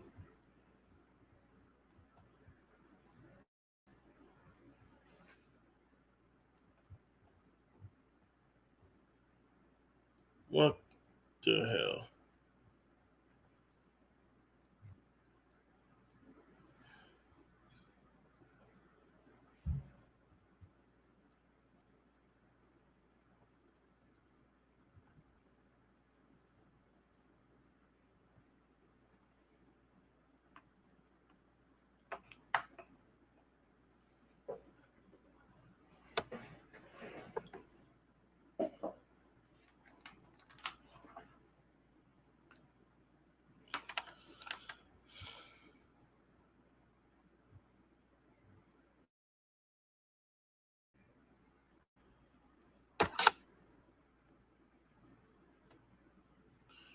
Okay.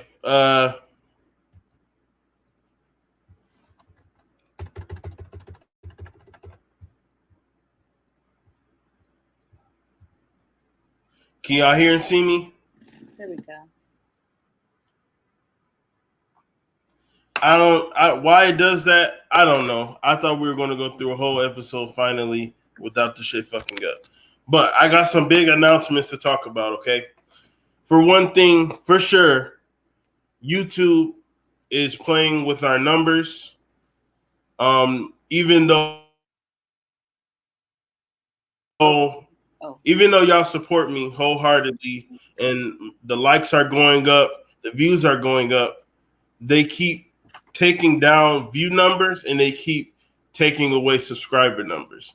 So I'm not putting faith into the YouTube system. So I'm asking everybody to join my Patreon. Like I said, it'll be extended. It'll be extended 100 plus presentations just like these, but we're gonna go harder because the information is so vital. Like for instance, I should just show y'all the book that I just got in the mail, Decoding the Human Body Field. I am spending sleepless nights to study this stuff and put together the information for the people. Shout out Robinson Lewis. We appreciate that so much. We appreciate all the people in the chat. I want to shout out the Young Crown G. What's up, bro? Winning Will in the building. Judith Wilson. All y'all. Thank you. I appreciate y'all so much. That's in the building. So please, I want to show y'all the Patreon page.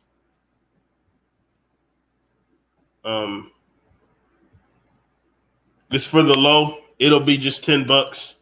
$10 $10 a lesson. And I'll probably do like 2 lessons a month. So that'll be like $20. $20 a month. That's pretty cheap. It's vital information.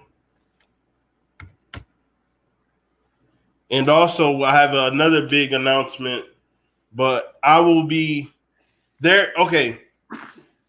We have something major being planned, but I'm going to save.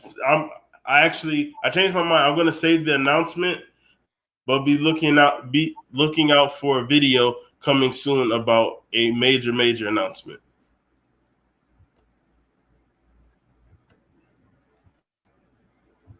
But I'm waiting for this to load up so I can explain how the Patreon works.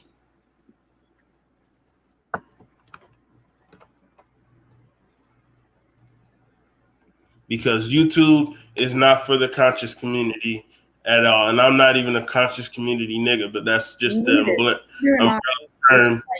We're just educated people that want to share educated things. It's not even that serious. Like it is, but it's not. Like let us do our thing, you know? Yeah, I don't know why they're like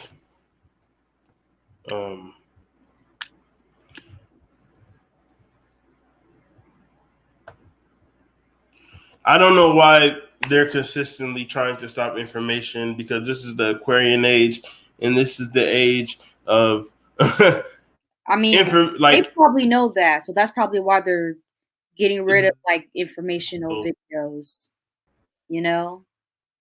So they could be work. He's frozen. I can see that, but it's like they're aware that we're in the age of information, and so what they're doing is that they're trying to take informational videos or educational videos out to keep us from getting to that frequency. That's my little spiel on the whole thing. Well, that's sad because it's going to happen anyway. Exactly. Yeah, I'm not surprised. So we really shouldn't be. But I'm just trying to teach. Like, I just enjoy information and I enjoy giving out information. Mm-hmm. So, but welcome to WayPod Study Hall. This is the new Patreon for our channel. Like I said, it's $10 per lecture. That gets you the 100-page PowerPoint lectures with videos, visuals, and audio. That's the Horus membership. The Osiris membership is $15 per lecture. That gives you early access to the episodes, music premieres, exclusive vlogs, plus the PowerPoints. And then the third tier is ISIS, which is $20 per lecture, and that gives you monthly merch giveaways, movie nights, and plus everything in the other tiers. And there's also a promo code there too that you get where when you want to buy some Who Asked You podcast merchandise, you get 15% off. So those are the benefits of joining the Patreon. Hello, welcome to Who Asked You Podcast Study Hall. This channel will dive deep into various topics, including spirituality, science, and history, to uplift the world's community with an emphasis on melanated beings. Through PowerPoint presentations and videos, we will come full circle with wisdom and knowledge. Each lecture will be 100 slides plus with music, visuals, and factual information. So pull out your pens and pads and let's learn. So this is how it works. You choose a membership, you sign up, add a payment, and get benefits, and get the benefits of education. So WayPod Study Hall. If you really support me, instead of me asking for donations every video, please just subscribe to the Patreon, and that'll be enough. What do I need money for, you may be asking? Well, for one, I need money because this is my life and this is what I do. I personally don't have a regular job, so my whole time is building myself and my brand with my clothing line and doing this YouTube stuff. And no, I have not been fruitful. I have not made a dime off of YouTube, but the connections that I've had that I've made has been worth way more than money could buy me. So I'm very appreciative of all the people who watch and all the people I've met so far. But yeah, I'm not really making money off of this, but the information is so key, and I feel like my time is best served teaching people than not. So and you should be able to make an honest living, because we have people that are taking this information and they're scamming people and not really like doing anything to help others. You are, so you should be able to have an honest living doing something like this because you're doing it for a good cause. Yeah, and I love it. I love it too. If I didn't love it, I wouldn't. Clearly we've been doing this since January. So if I didn't love it and if I didn't feel good about teaching and researching and learning, I wouldn't still be doing this and haven't got a dime from it. I will definitely put the link in the description, but it's just if you type in WayPod Study Hall and put Patreon behind it, I'm sure you can find it. But yes, the link will be in the description. I appreciate everybody. Once again, I just appreciate everybody tuning in. Anybody who's been sharing my videos, liking the videos, watching the videos, all that.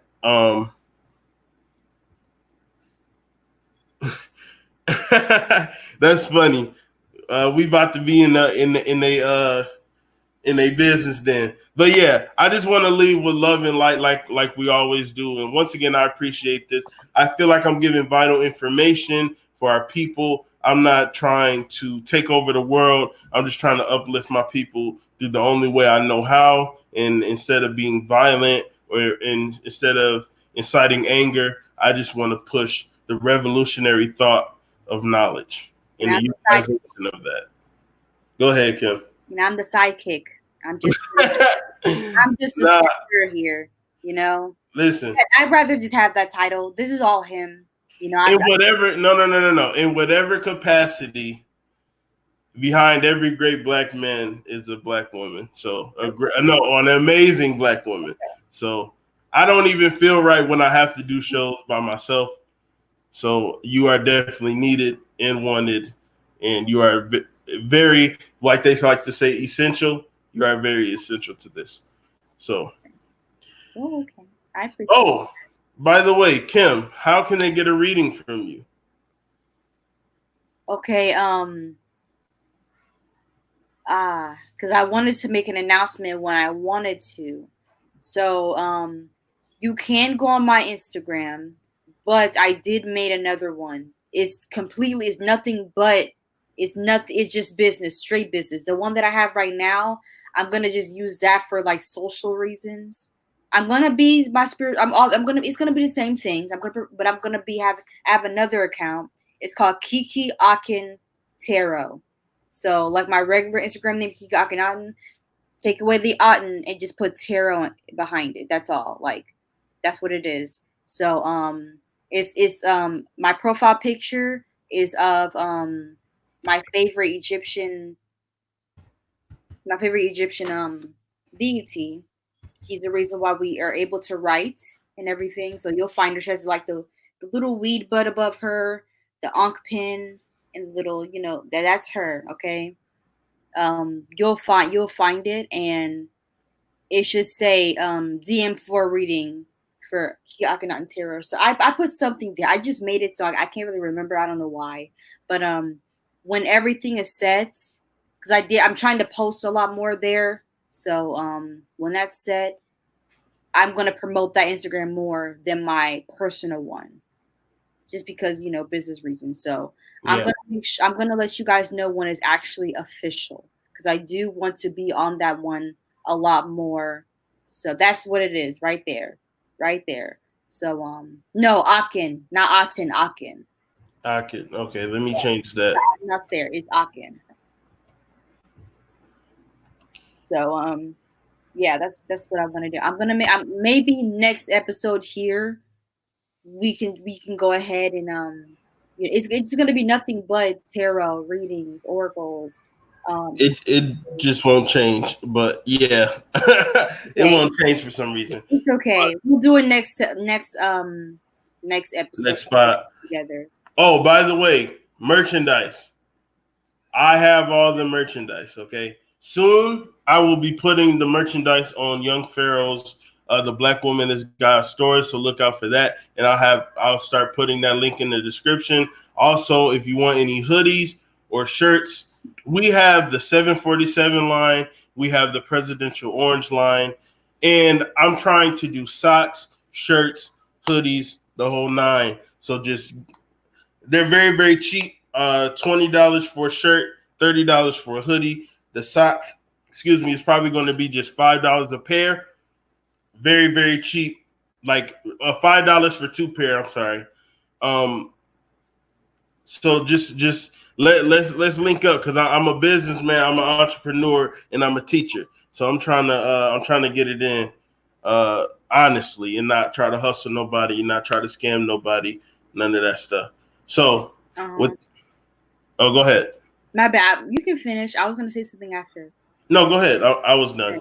I was going to say, I'm glad you said Young Pharaoh. I was going to contact him to ask him if I can do the same thing, because I actually remember, like, maybe once I made my account, I saw Young Pharaoh. I'm like, oh yeah, I should probably go on his website, because I went there and that's long ago. So I'm glad. I'm going to try and do the exact same thing. Put my business up there.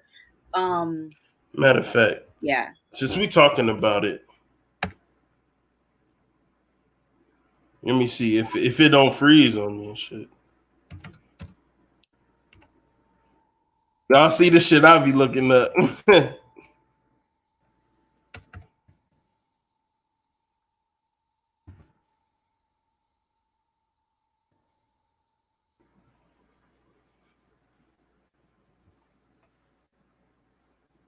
Just in case nobody knows, I'll probably push this. And he didn't ask for this or anything like that, but I just feel like this is very important. And Amazon been making bank, you know what I'm saying? So this like the Black Amazon, so we need to get more accounts and all that stuff. So this is the website.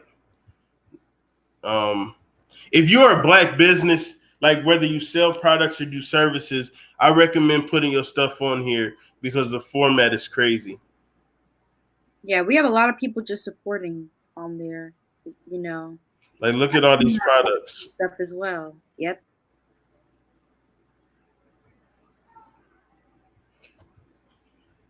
Here, I'm going to skip ahead to 5 just to show y'all the versatility and all the things, all the products that people are selling out here. And these are all Black-owned businesses.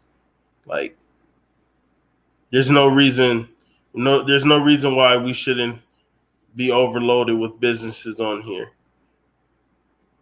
So, and its services here, let me see something, because I know that it'll show the map.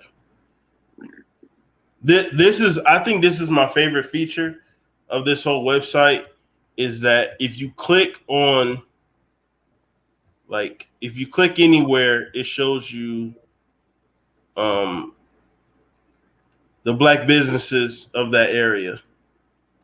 Go to Illinois. Please, some of my people decided to go there. Let me see. Yeah. I'm gonna have to show. I'm gonna have to share the other screen, but it's okay then if you can. I just wanted. No, that's fine. No, none popped up yet, but that's why we need to spread. Yeah. Yeah, shout out Illinois. That's why it's so important. That's why it's so important for us to showcase this website, because it should be at least 20 businesses per state at least on this map. So once again, Black Woman is God's Stores. This is Young Pharaoh's site, and he did it for the people. Like, and it's free. If you're a business, he don't charge you to put your products on there. Like, I didn't have to pay a membership fee or anything like that. So, boom. But that's the end of this episode. Thanks for rocking with us. I appreciate everybody in the chat once again. I appreciate you, Key. I appreciate my goddamn self. Everybody have a good night, and let's leave with love and light. Peace.